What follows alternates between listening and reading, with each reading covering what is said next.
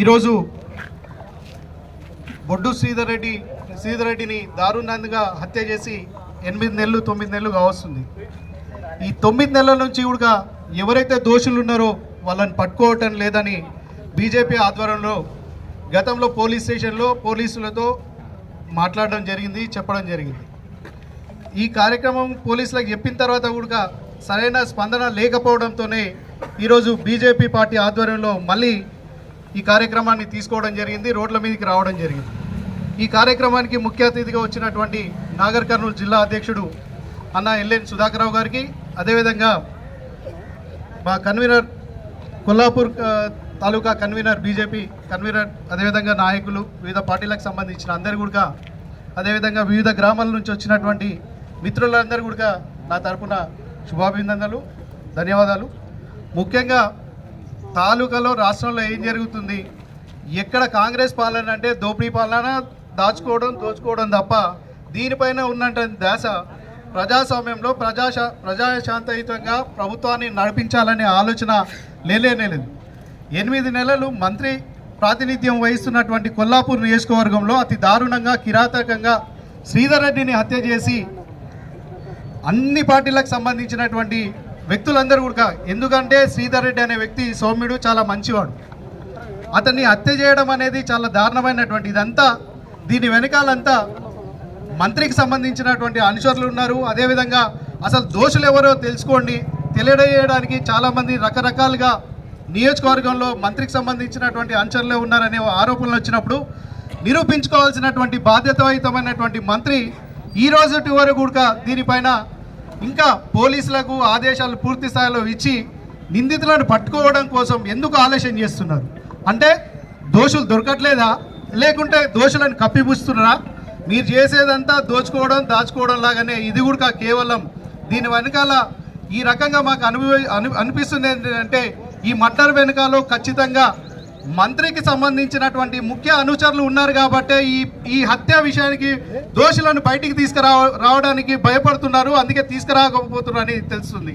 నిజంగా అలా ఉంది కాబట్టే కానీ ఇప్పుడు వస్తున్నటువంటి స్థానిక ఎన్నికల్లో ఈ దోషులు బయటపడితే పార్టీకి కూడా నష్టం జరుగుతుందని చెప్పేసి ఆ రకంగా దోషులను బయటికి తేల్చకుండా పోలీసుల పైన కూడా ప్రెజర్ పెట్టిరని చెప్పేసి మాకు వస్తున్నటువంటి సమాచారం బట్టి తెలుస్తుంది. వాస్తవానికి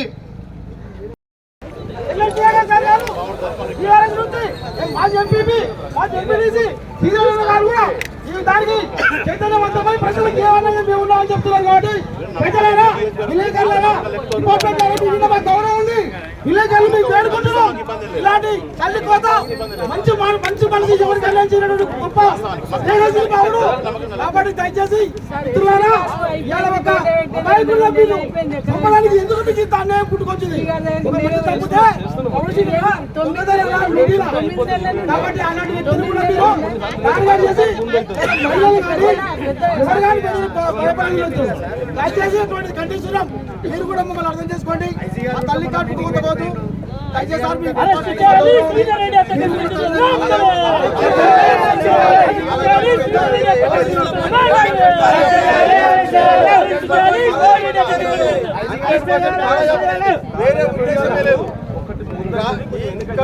కొల్లాపూర్లో ఉన్నటువంటి పరిష్కారం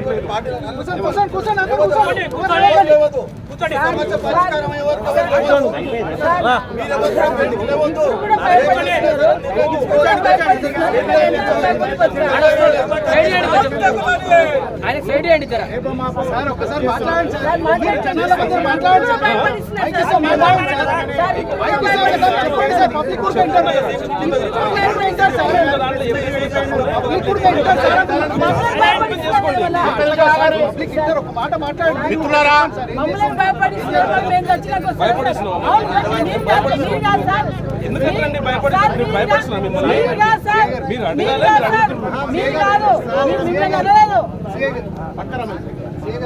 హలో మిత్రులారా, ఇక్కడ ఏదో మనము లా అండ్ ఆర్డర్ సమస్య పెట్టాలనో ఆగండి ఒక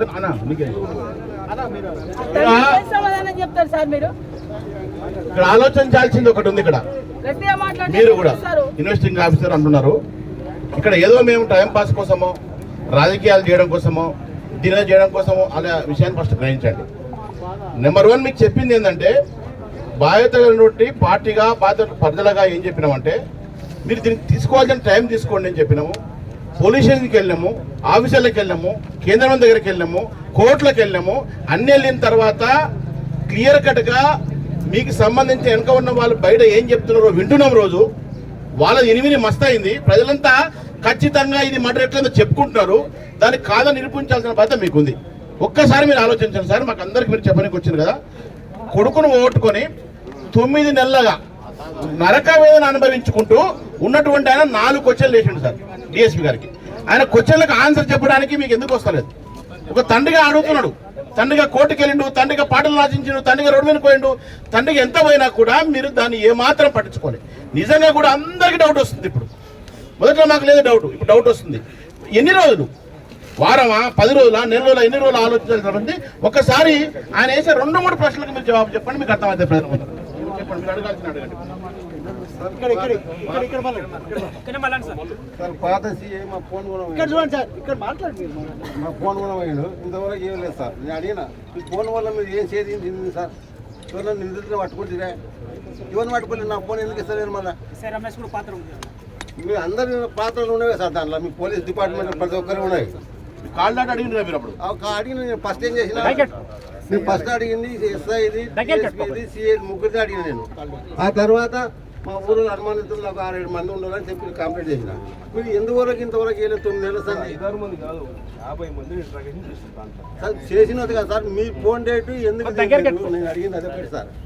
వాళ్ళు ఫోన్ ఉన్నారు కదా అప్పుడు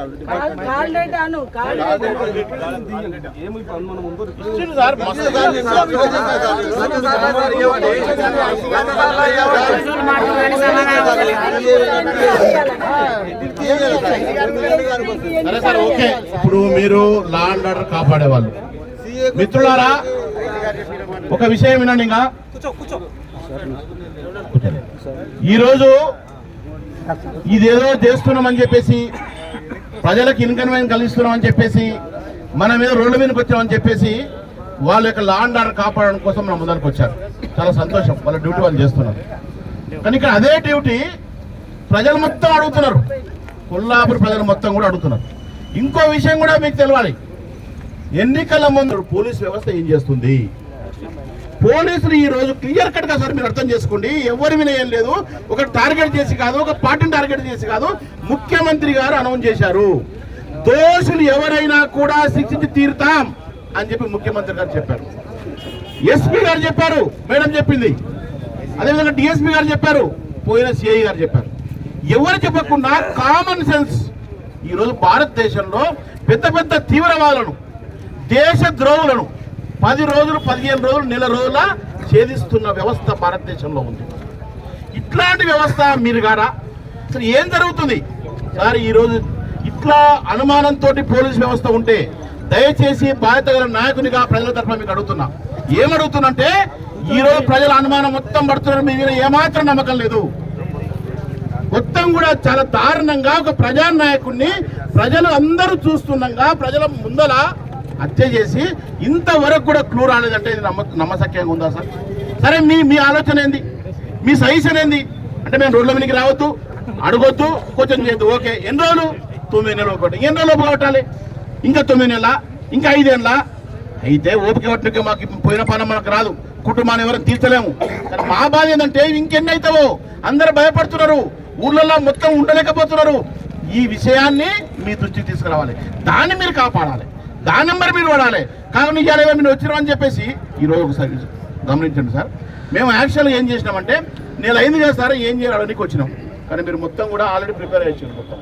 అంటే మీ వ్యవస్థ మాత్రము మీరే మా మీద కవిస్తున్నారు, రెచ్చగొడుతున్నారు. యాక్చువల్గా మేము అది ఆలోచన కాబట్టి మీరు ఇప్పుడు మా దగ్గరకు వచ్చి రెచ్చగొట్టి అరెస్ట్ చేసే ఆలోచనలు మీరు చేయకండి. మీరు దాని మీద ఏం చేయగలుగుతారు? ఎస్పీ దగ్గరకు వస్తారు, పట్టుకుంటాము పట్టుకుంటాము తప్పకుండా పట్టుకుంటాము.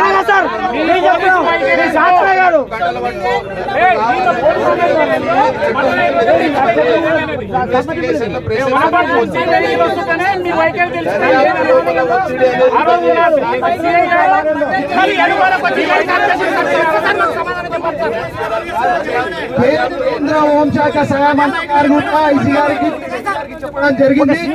వాళ్ళు కూడా చెప్పిన తర్వాత కూడా ఈ కేసుకు సంబంధించి త్వరగా చేయండి, దోషులను పట్టుకోవాలని చెప్పిండ్రు. అయినా కానీ 8 నెలలు అయిపోయింది. మీరు మొన్న వచ్చి 2 నెలల క్రితం చెప్పినప్పుడు కూడా మీ మాట గౌరవించి విన్నాం. తర్వాత మళ్ళీ 90% అయిపోయిందని ఐజీ గారు ఎస్పీ గారు ప్రెస్ మీట్ పెట్టారు. ఇంకా దానివల్ల మాకు అర్థమైంది ఏంటంటే 5% ఉన్నదాన్ని 2 నెలలు అవుతున్నా నెల అవుతున్నా బయట ఎందుకు వేస్తలేరు దొంగలని. మీరు ఇంకా 5 సంవత్సరాలైనా వేయాలనే ఉద్దేశంతోనే మేము కూర్చోవడం జరిగింది. దయచేసి మీ ఆలోచన ఏంటి సార్? ఇప్పుడు కొంచెం మీరు ఫైనల్ గా అందరు వింటాము. మీరు చెప్పాల్సి మీరు చెప్పండి, నేను చెప్పాల్సి మీరు చెప్పండి. క్లోజ్ చేద్దాం. ఊరికే ఎంతసేపు మాట్లాడుకుంటాం.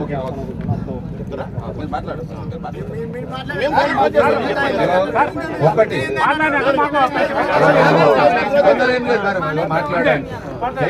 కేసు టోటల్ మర్డర్ జరిగింది వాస్తవమే. దాని మీద కేసు రిజిస్టర్ చేసినాము. అనుమానాస్పద వ్యక్తులను అందరిని విచారించినాము. స్టెప్ బై స్టెప్ ఇన్వెస్టిగేషన్ చేస్తున్నాము. అందులో 4 స్పెషల్ టీంలు కూడా చేసినాయి. ప్రతి ఒక్కరు కూడా దానికి సంబంధించి సెపరేట్ కూడా ఎవరిది వాళ్ళు కూడా దానికి సంబంధించిన డిస్క్రిప్షన్ ఇచ్చి ఎట్లా జరిగిందని. ఆ కేసు శాస్త్రీయంగా నడుస్తున్నది. పై లెవెల్ ఆఫీసర్స్ కూడా దాన్ని పర్సనల్ గా మానిటర్ చేస్తున్నారు. చనిపోయిన వ్యక్తి ఫాదర్ హైకోర్టులో కూడా రిట్ పిటిషన్ వేస్తే ఆ రిట్ పిటిషన్ లో కూడా ఏమేమి స్టెప్స్ తీసుకున్నాం మేము హైకోర్టు కూడా తెలియజేయడం జరిగింది. హైకోర్టులో కూడా ఆ మ్యాటర్ ఉన్నది. కాబట్టి శాస్త్రీయంగా చట్ట ప్రకారము రాజ్యాంగబద్ధంగా ఏం నిర్వర్తించాలో పోలీసు వాళ్ళు ఆ స్టెప్స్ అన్ని తీసుకుంటున్నాం. దీనికి ఒక టైం బాండ్ అంటే ఉండదు. ఒక కేసు 1 గంట లోపల అయితే, ఒక కేసు 1 డే పడుతుంది, ఒకటి 6 నెలలు పడుతుంది, ఒకటి 1 year పడుతుంది, ఒకటి 3 years కూడా పడుతుంది. ఎందుకంటే మనము ఏ కేసు అయినా కానీ ఒక చట్టంలో ఒక నిర్దేశించిన ప్రమాణాలు ఉంటాయి. దాని ప్రకారం తీసుకుపోయి పలానా మనిషి నేరాన్ని చేసిండని చట్టానికి అప్పచెప్పే బాధ్యత మా మీద ఉంటుంది. కాబట్టి అది తప్పకుండా ఆ నేరస్తులు ఎంతటి వారైనా శాస్త్రీయంగా కూడా ఇన్వెస్టిగేషన్ జరుగుతున్నది. ఆ శాస్త్రీయంగా ఇన్వెస్టిగేషన్ కన్ఫర్మ్ అయిపోయిన తర్వాత నేరస్తులను పట్టుకొని చట్టం ముందు దోషిగా నిలబెట్టేటప్పుడు కోర్టుకు అన్ని ఏమేమి చేసినా అన్ని చూపించవలసి ఉంటుంది. కాబట్టి రోడ్ మీదకి వచ్చి దానికి ఆన్సరేబుల్ చెప్తే ఇది సబ్ జ్యుడిస్ కోర్టు ప్రొసీజర్ కు ఇన్వెస్టిగేషన్ ప్రొసీజర్ వ్యతిరేకంగా ఉంటుంది. దర్యాప్తు అధికారిని ప్రభావితం చేసినట్టుంటుంది. కాబట్టి దయచేసి మీరు రోడ్ మీద కూర్చొని ఇన్వెస్టిగేషన్ స్టేజ్ చెప్పాలి, ఎస్పీ గారు చెప్పాలనేది అది ఇన్వెస్టిగేషన్ ఉండదు. వేరే ల్యాండ్ ఆర్డర్ ఇష్యూలో సంబంధించింది ఉంటే ఎస్పీ గారు వచ్చి ఆన్సరేబుల్ ఉంటారు. కానీ ఇది కేసుకు సంబంధించింది కాబట్టి కన్సర్న్ ఇన్వెస్టిగేటింగ్ ఆఫీసర్ చెప్పాలి, లేదు అంటే నేను చెప్పాలి. ఎందుకంటే హైకోర్టులో ఆన్సరేబుల్ కూడా మేమే ఇచ్చినాము. దీని బాధ్యత మా మీదనే ఉంటుంది. కాబట్టి దయచేసి మీరు ఇది విరమించుకోండి. చట్ట ప్రకారం శిక్షిస్తాం, పట్టుకుంటామా అని మా తరఫున మేము చెప్తున్నాం. ఇది మా తరఫున మేము చెప్పేది. 10 నెలలు కూడా ఏం చేయాలి సార్? 9-10 నెలలు నుండి ఇంటనే ఉన్నా అదే జోలి, వేరే జోలి పెట్టాలి కాదు. ఇప్పుడు కూడా అదే మాట ఎప్పుడైనా పట్టుకోలేదని చెప్పి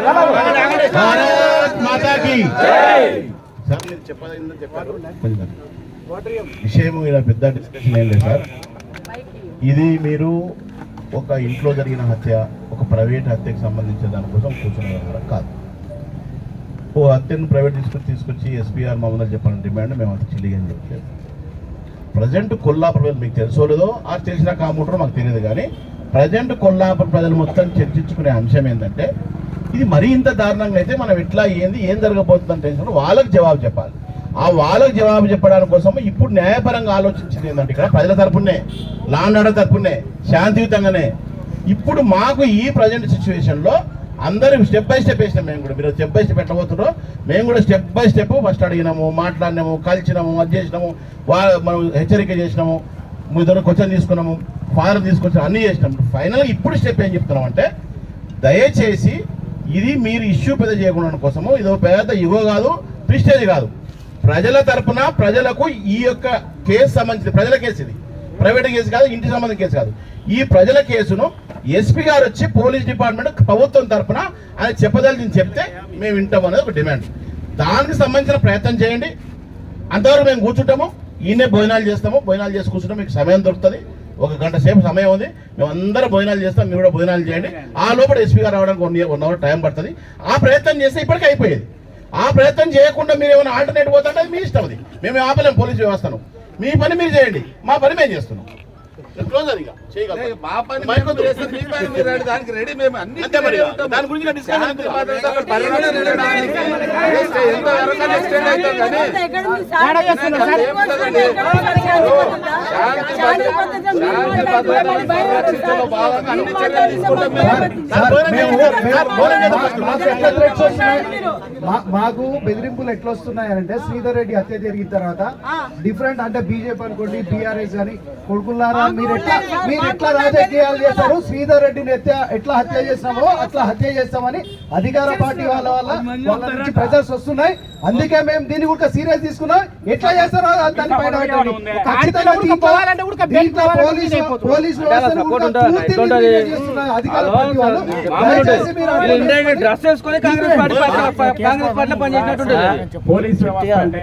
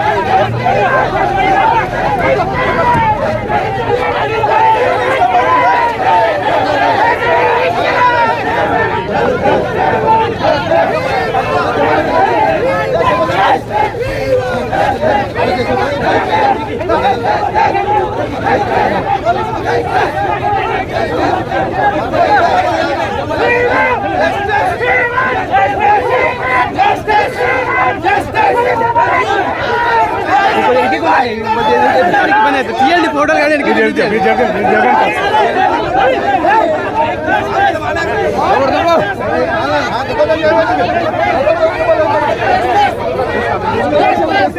సార్